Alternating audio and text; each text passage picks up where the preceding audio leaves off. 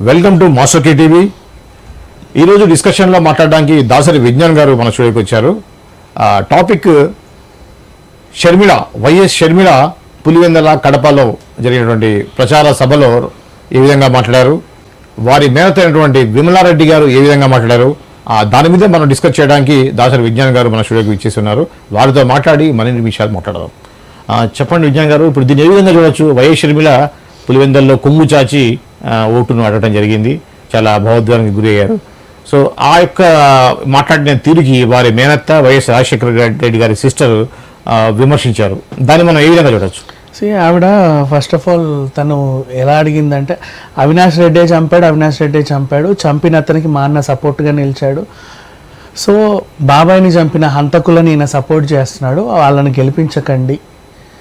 నేను మీ రాజన్న బిడ్డగా వచ్చా, కొంగు చాచి ఓట్లు అడుగుతున్నా, నన్ను ఇక్కడ నిలబెడితే అసలు వీళ్ళ అంతు తేలుస్తా. నిజాలు ఇప్పటికీ 5 ఏళ్ళ పాటుగా మీకేం తెలియట్లా. అవును, మన ఊర్లో ఆయన నియోజకవర్గంలో ఆయన ఖాందాన్లో ఆయన నట్టింట్లో ఆయన చనిపోయాడు. 5 ఏళ్ళైనా ఆ విషయం తేలట్లా. సంవత్సరం వార్షికోత్సవాలు చేసుకుంటున్నారు, ఇవి 5 ఏళ్ళైంది, 4 ఏళ్ళైంది, 8 ఏళ్ళైంది అని. కానీ తేలట్లా. 5 ఏళ్ళు అయిపోయింది.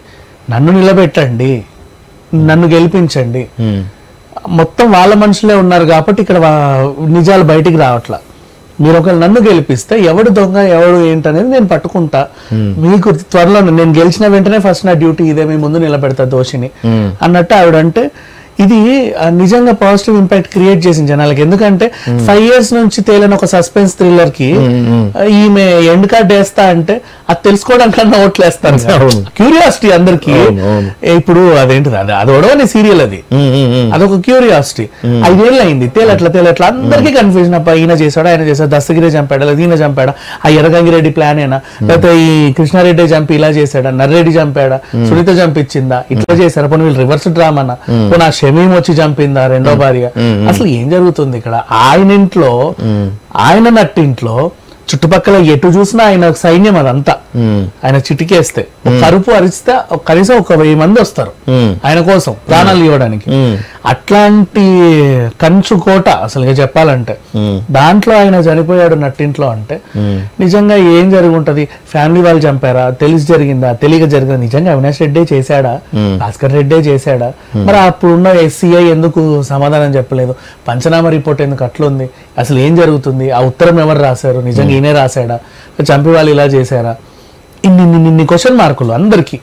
ఇన్ని క్వశ్చన్ మార్కులకి అంటే కనీసం ఒక 100 ప్రశ్నలకి నన్ను గిట్లా గెలిపించండి చాలు, నేను మీకు సమాధానం చెప్పేస్తా అంటే వాళ్ళందరూ కూడా ఒక క్యూరియాసిటీ ఉంటుంది. ఇప్పుడు ఏంటంటే ఆమె ఇష్టం ఉన్నా ఇష్టం లేకున్నా ఈ సీరియల్ ఇష్టపడేవాడైనా ఓటేసి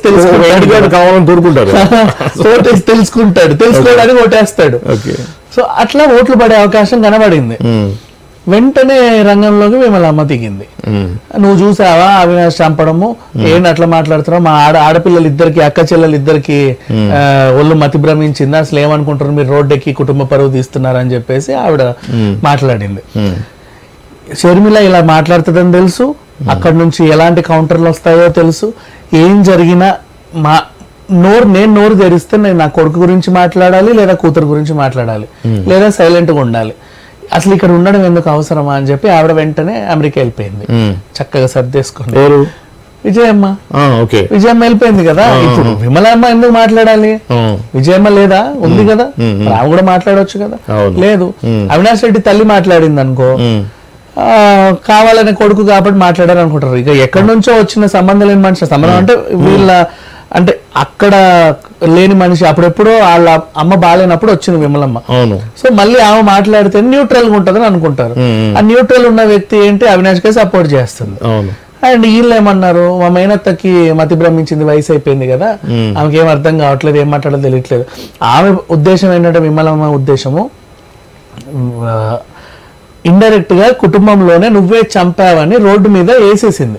నిజంగా చంపినా కూడా, ఒకవేళ నిజంగా అవినాషే చంపాడు అనుకుందాం, ఎంతగానో నా కొడుకే, నా ఇంటి బిడ్డే, వీణెందుకు నేను జైలుకు పంపిస్తా? పెద్దదానిలాగా నేను బతుకున్నప్పుడు కాపాడుకుంటాం కదా.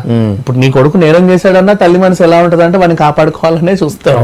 సో ఆ రకంగా కాపాడడానికే ప్రయత్నించింది. ప్లస్ ఆ ఏజ్ లో వీళ్ళకి ఏంటి, కుటుంబ పరువు పోవద్దు, ఏదున్నా మన ఇంట్లో తేల్చుకుందాం, మన పరువు బయటికి వెళ్ళకూడదు అనే ఇంటెన్షనే ఆవిడకు ఉంటది. సో విమలారెడ్డి గారిని మనం పట్టించుకోవాల్సిన అవసరం ఏం లేదు. బికాజ్ ఎంత పెద్ద దిక్కు కాబట్టి వాళ్ళు అలాగే ఆలోచిస్తారు. ఇంటి పరువు పోవద్దు, పిల్లలు కొట్లాడుకుంటున్నారు, సరే కొట్లాడుకు చావని, కానీ ఇంటి పరువు బయటకు వెళ్ళొద్దు.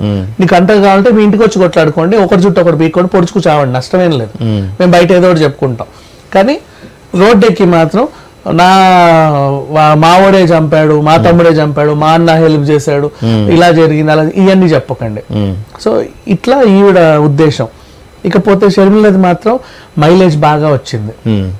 ఆల్మోస్ట్ అందరికి కూడా ఒక్కసారి షర్మిలను గెలిపిద్దాం, ఎందుకంటే వివేకాకు కూడా షర్మిలను అక్కడ నిలబెట్టాలనే ఉంది కోరిక, అది కూడా బలంగా అందరికీ తెలుసు. వివేకాభిమానులు కూడా అలాగే ఉన్నారు. ఒకసారి గెలిపిస్తే ఈవిడ కనీసం వాళ్ళ ఇంట్లో మనిషే కదా, వ్యతిరేకిస్తున్నారు. సునీత ఉన్న షర్మిల గట్టిగా పోరాడు, అసలు ఎవరు చంపారో తెలిసిపోతుంది కదా. పోనీ షర్మిలే చంపినా సునీత చంపినా తెలిసిపోతుంది కదా మనకి, అసలు విషయం బయటకు వస్తుంది. అదేదో చూద్దాం. ఈ సీరియల్ మాకు తట్టుకోలేకపోతున్నాం, ఇక్కడిక్కడే తిరుగుతున్నాం రోజు, ఆ ఇంటి వైపు చూసినప్పుడల్లా అదే క్వశ్చన్ మార్క్. ఏం జరిగింది అంతే. ఆ డ్రైవరే చంపాడా, వాచ్మెన్ రంగన్న చంపాడా, పోనీ అసలు తెలియక నేనే వెళ్ళి ఎప్పుడైనా చంపుంటానా? అట్లున్నారు మనుషులకి, నాకు అర్థం కావట్లే ఈ సిచ్యువేషన్. దీనికంటే ఒక ఎండ్ కార్డు కావాలి. పొద్దున ఒక్కసారి 5 ఏళ్ళు ఈయన ఎట్లా భరించాం కదా, ఎట్లా అవినాష్కి వేస్తున్నాం కదా, ఒకసారి వేద్దాం, ఏమైంది వాళ్ళు ఒకటే తెలిసిపో, మనకి విషయం తెలుస్తుంది. మనకి ఇప్పుడు అవినాష్ పాలించినా షర్మిల పాలించినా వాళ్ళ కుటుంబం వాళ్ళే పాలిస్తున్నారు మనల్ని. ఈ 5 ఏళ్ళు వాళ్ళు ఆ కుటుంబమే మనల్ని ఎలాగైనా చూసుకుంటుంది. అవినాష్ రెడ్డి మనకి ఎక్కువ ఇచ్చింది లేదు, షర్మిల వస్తే తక్కువ ఇస్తుంది అనేది లేదు. చూద్దాం ఏం జరుగుద్దో. పైగా ఆమె ఇండిపెండెంట్ గా ఉంది, దేశరాజ్ అటు బాబుకి మేము సపోర్ట్ కాదు, ఇటు జగన్ కి మేము సపోర్ట్ కాదు అన్నట్టుగా ఆవిడెవరో కొంచెం న్యూట్రల్ గా వచ్చింది. ఒక్కసారి చూద్దాం. ప్రతిసారి బాబేమో జగనాసుర రక్త చరిత్ర అన్నాడు, ఆయనేమో నారాసుర రక్త చరిత్ర అన్నాడు. వీళ్ళిద్దరు తెలుస్తారా అంటే మేము 5 ఏళ్ళు వెయిట్ చేసాం. కొత్త మనిషి వచ్చింది, ఇప్పుడు వీళ్ళిద్దరిలో ఎవరో ఒకరిని తెలుస్తుంది, లేదా ఎవడన్నా కొత్త దొంగ వచ్చి చంపేసిపోయాడో వాడిని కూడా బయట పెడుతుంది. చూద్దాం అనే ఒక ఇదిలో ఉన్నారు. అంటే ఇప్పుడు కాంగ్రెస్ రాష్ట్రాన్ని విడగొట్టింది అనేటువంటి ఒకే ఒక్క కారణం చేత అక్కడ చాలా తక్కువ పర్సంటేజ్ ఉండి ఒక్క సీట్ కూడా రాకుండా క్లీన్ వాష్ అయింది కదా. ఇంకా ఇది వ్యతిరేకత జనాల్లో ఉందా కాంగ్రెస్ పార్టీది? లేదు. 10 ఏళ్ళు ఏం చేశారంటే, ఒకసారి ఇప్పుడు నారాసుర రక్త చరిత్రకి 5 ఏళ్ళు ఇచ్చారు, ఆయనతో ఒకసారి జగనాసుర రక్త చరిత్రను చూద్దామని ఇంకో 5 ఏళ్ళు ఇచ్చారు. అయిపోయింది కదా, 5 ఏళ్ళు అటు ఇచ్చారు, 5 ఏళ్ళు ఇటు ఇచ్చారు. ఇంకో 5 ఏళ్ళు ఎవరికైనా ఇద్దాం లేదు, తర్వాత చూద్దాం.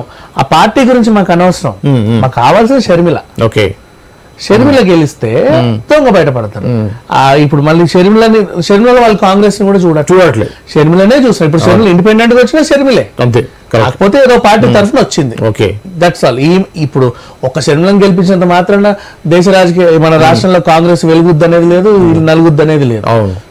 ఒకసారి చూద్దాం. ఇప్పుడు అక్కడ ఎంపీ అభ్యర్థిగా అవినాష్ రెడ్డి లేడుగా, ఆయన మారుస్తున్నారని ఒక వార్త, మార్చారని ఒక వార్త, మార్చలేదు అట్లా మార్చాలన్న వ్యూహంలో ఉన్నామని ఒక వార్త ఆ చాప కింద నీళ్ళ పారుతుంది. అంటే అవినాష్ ఉంటేనే కదా షర్మిల విమర్శలు చేస్తుంది, అవినాష్ లేకపోతే షర్మిల గెలుస్తుంది. చాలా సింపుల్, అది పెద్ద విషయం కాదు. అండ్ ఆల్రెడీ మనకి బాబు చేత ఒక డమ్మీ క్యాండిడేట్ నే పెట్టించుకున్నారు. ఆ డమ్మీ ఏం లేదు, జస్ట్ నిలబడ్డామంటే నిలబడ్డాము అంతే. ఇంకెవరైనా ఇండిపెండెంట్లు ఇతరులు ఉంటారు, వాళ్ళతో కూడా పట్టించుకోవాల్సిన అవసరం లేదు.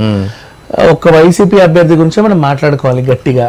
వైసీపీ అభ్యర్థి ఖచ్చితంగా అవినాషే ఉంటే, ఇప్పుడు ఒకవేళ అవినాష్ పోటీ చేయకపోయినా సరే భయపడి వెనుదిరిగాడు వీడియో దొంగ అంటారు. ఆయన ఖచ్చితంగా పోటీ చేస్తే షర్మిలనే గెలిపించి అసలు ఈయన దొంగ కాదా చూద్దాం అనుకుంటారు. ఆయన పోటీ చేసినా నష్టమే, చేయకపోయినా నష్టమే. షర్మిల రంగంలో దిగింది కాబట్టి. సో వీళ్ళు ఎన్ని వ్యూహాలు వేసినా ఇంకా ఆయన చేత పోటీ చేయించడమే బెస్ట్. కనీసం ఓట్లు చీలుతాయి, 50-50 అని వస్తాయి.